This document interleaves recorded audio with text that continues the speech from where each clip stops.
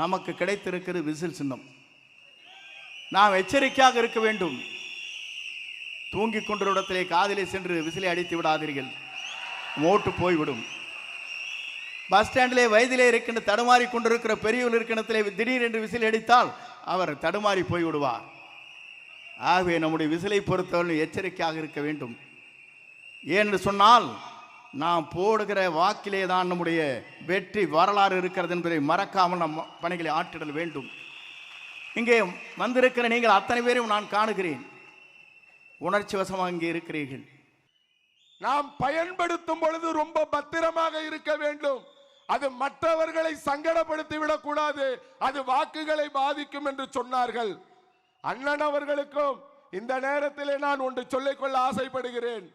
இந்த விசில் தேவையான நேரத்தில் பொதுமக்களை பாதுகாக்கவும் பொது சொத்துக்களை பாதுகாக்கவும் பயன்படுகின்ற விசில்.